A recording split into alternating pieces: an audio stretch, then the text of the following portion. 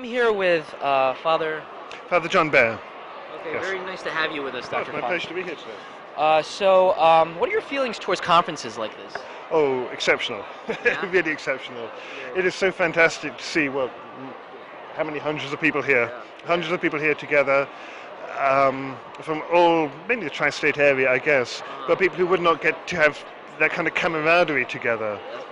Hopefully they're being fed by the lectures, by the talks, but I think it's especially the being together, meeting together, that really helps form those bonds that strengthen you, that enable you to have the strength to continue in your Orthodox life in all the difficulties that this world presents to us. Of course, definitely. Why do you think it's so hard for how do you see ethnicity playing a role in the whole grand scheme of the Orthodox Church in general? Do you feel as though it's a disadvantage, an advantage? How exactly? Because that's Yeah, and it's one which you're really struggling with. Yeah. I mean, we've all struggled. I guess that the Russian immigrants are probably 2 or 3 or 4 generations advanced in that. The relationship between Christianity and culture is always a difficult one. Positive and negative. I mean, it's got tremendous potential, but then there are tremendous difficulties. The tremendous potential is it means you've got a lot of material in which to infuse with that Christian inspiration. And so you can recognize countries that have been Christian for a long time or Orthodox for a long time. All sorts of things within that very culture, anything from art to, I don't know, public holidays, the whole gamut of life is infused with that, yeah? But that can also be negative on the other side in that you might tend to identify the cultural aspect with the driving heart of Christianity itself. And so there's always that kind of dynamic tension. And maybe that dynamic tension helps spur further reflection, further work, further creativity, and so on. It becomes increasingly difficult when you live as an immigrant in a different country, such as America, because then too often your culture, your cultural heritage can become the point of identification rather than inspiration that was driving that. I'm here with Father VJ. Could you state what church you're from? My name is Father VJ Thomas. I'm from the Indian Orthodox Church. I'm the assistant pastor at St. Piseos Gregorius Orthodox Church in North Plainfield, New Jersey. Thanks for being with us. What's your opinion on conferences like this? Well, I think this is the future of what we need to be doing, what we need to be putting our energy towards, because we need to work together. Otherwise, our witness is not as strong. Meaning that if one church we're all doing the same thing, and we don't need to reinvent the wheel. And some of our parishes have certain strengths, or some of our churches have certain strengths. In the Indian church, we have a very strong youth ministry, where in other churches, we feel that there hasn't been that, and we want to help our sister churches in their youth ministry, and we ask, hopefully they can help us in other parts where, our resources that we are limited in. So I think that the benefit of this is us pooling our resources and really presenting an Orthodox witness to America. So, yeah. And what do you hope to ultimately accomplish with our unification? Once we finally get unified, what's the ultimate goal now? Well, to say what the goal is always salvation. And to know what is going to come out of this is impossible. Meaning that we need to allow the impossible to happen. That I can't say that I know what the future is, because only God knows. And I can't limit what God can do. So my hope and my prayer is that in everything that we do here, for example, just now I was talking to one gentleman who is going on a medical mission. And I was thinking, I have doctors in my own parish and other parishes in my church that would want to go on this medical mission as well. And to pool that resource and to create those bonds and fellowships that we work together. And I did not know that that was a possibility until just now. And so the idea is that we continue to develop that. Definitely. So I was speaking to other clergymen and asking them how they view ethnicity in the grand scheme of the Orthodox Church, whether there could be, what advantages lie behind ethnicity and what disadvantages lie behind there as well. Well, as cultural borders break down, I mean now to call myself Indian, I was born and raised here, and I am Indian, but my children and my children's children, how much are they going to be able to say that they're Indian, or are they going to be able to say that they're American? And at the same time, there is a benefit to our culture, meaning that our differences actually make us stronger. Our differences actually build us and give us something more of value. But at the end of the day, when we all stand before that judgment throne, we won't be Indian or Greek or Syrian or Egyptian. We will be Christian. And so our Orthodox faith is what's going to tie us together stronger, because that bond is the bond that the Creator gave us. We are all descendants of Abraham and inheritors of that truth. So that is going to be stronger and thicker than any blood that we have, because that's the blood of Christ, right?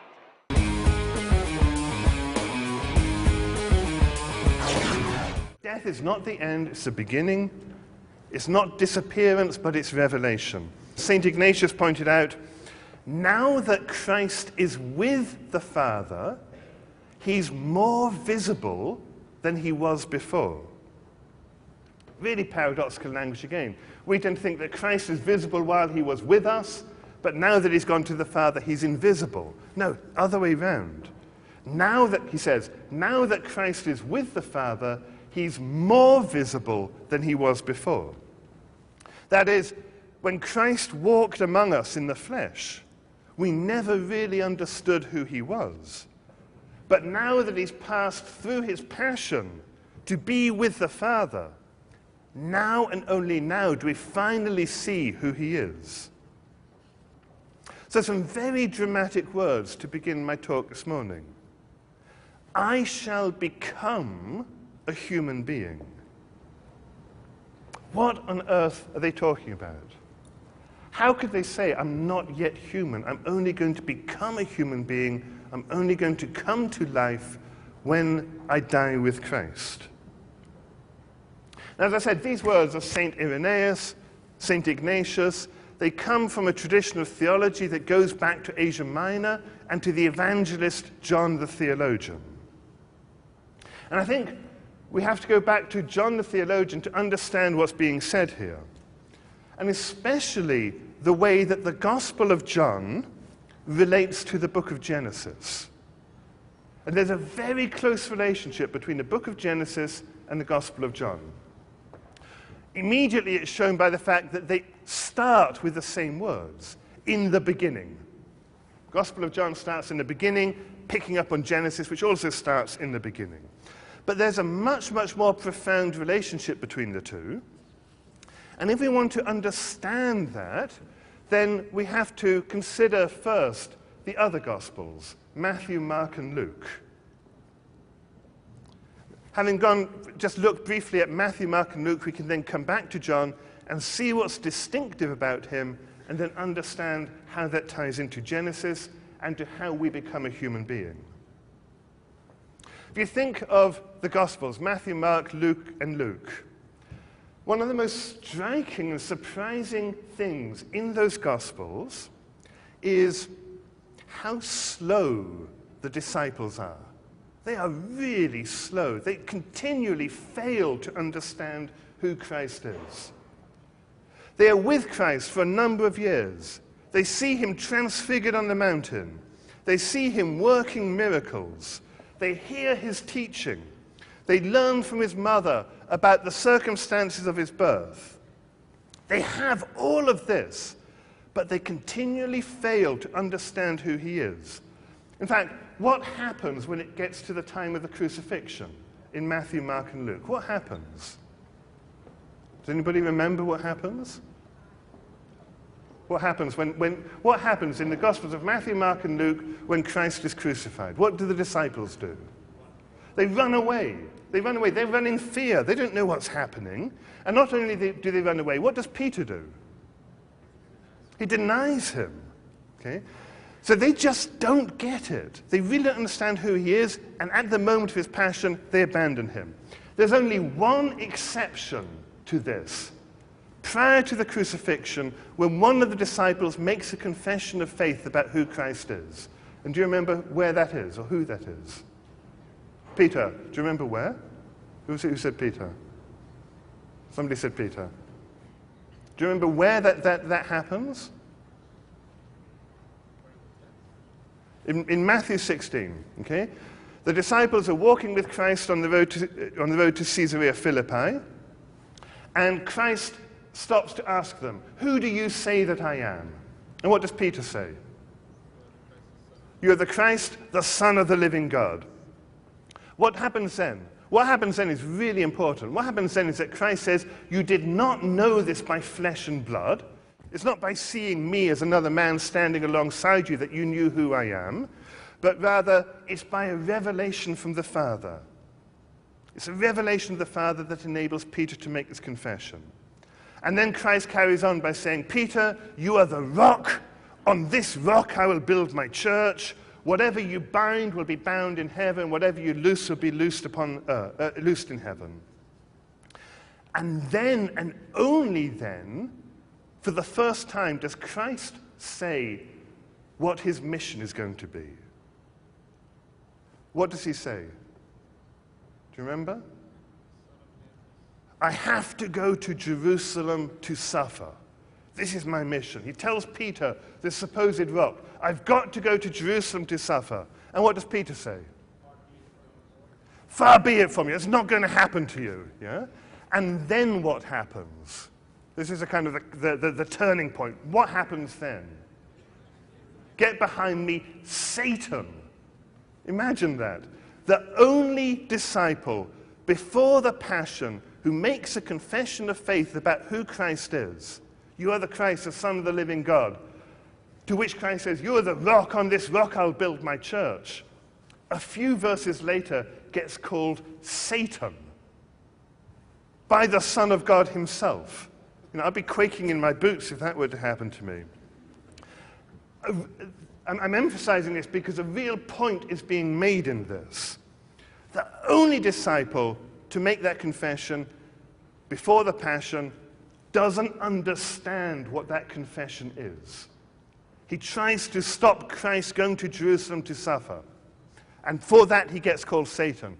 You could really say that in the language of the New Testament, the language of Christ himself, Satan is someone who gets between Christ and the cross. "It's not going to happen to you. I'm going to stop it. You are Satan. Get behind me."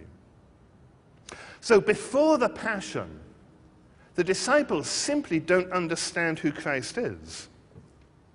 Yeah? He reproves them repeatedly. "Oh, slow of heart. How long am I going to be with you? Why are you so ignorant about these things?" And then when they see him crucified, they don't understand it either. They still don't understand it. They don't understand who Christ is. They run in fear, and Peter denies him. And then what happens when they come to the empty tomb? When the women turn up at the empty tomb, do they understand who he is? What happens when the women come to the empty tomb? They say, "What's happened? Has somebody stolen the body?" Yeah? So just seeing the empty tomb, again, didn't make it clear for them. They go back and tell the disciples that the tomb is empty, but that they saw an angel who explained to them why it's empty. "Don't you remember that he said he would rise and I'd go and meet him in Galilee?" They take that message back to the disciples, and what do the disciples say? They say, "You got up too early this morning. You're crazy." Yeah? So again, the disciples don't believe it. They don't understand it. Okay? They don't understand it while they're with him. They don't understand it when they see him crucified. They don't understand it when they hear about the empty tomb. And then the resurrection accounts that we have in Matthew, Mark, and Luke. Each of those resurrection accounts has got a point to make, a point for us. One of the most important of those resurrection accounts, one of the most familiar ones, is the way that Christ appears to the disciples on the road to Emmaus. And what happens when Christ appears to the disciples on the road to Emmaus? What's the first thing that the disciples do? Do they recognize him? How long's it been? How long's it been since they last saw him? 3 days? And they don't recognize him? And not only do they not recognize him, what do they say? They say, "Are you a stranger here? Haven't you heard what's been happening? Didn't you hear about this Christ? We thought he was going to save us, but he went and got himself killed, and we don't know what's happening." And by the way, some of our company, the women, went to the tomb in the early morning and they found the tomb was empty. And we still don't get what's happening. And they're telling Christ this after only 3 days. Okay.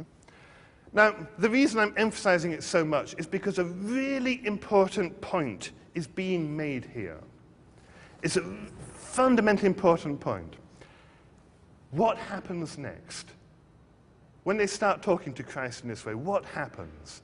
What happens is that he opens the scriptures to show how Moses and all the prophets have spoken about how Christ had to suffer to enter into his glory. Okay? So the first thing he does is to open the scriptures to them, to show how the prophets and Moses had always spoken about his passion. When he does that, their hearts start to warm, their hearts start to soften. They persuade him to stay the night. And then in the evening, when they're with him together in the room, he breaks the bread and their eyes are opened. And they finally recognize who he is. And then what happens when they finally recognize him? As soon as they recognize him, he disappears from sight. Now think about that. As soon as they recognize him, as soon as they know him to be the crucified and exalted Lord, the Son of God, he passes out of their sight. And so from the beginning, Christians have always been waiting for the coming of the Lord. As soon as they recognize him, he disappears from sight. We're waiting for his coming again. Christ always is the coming one.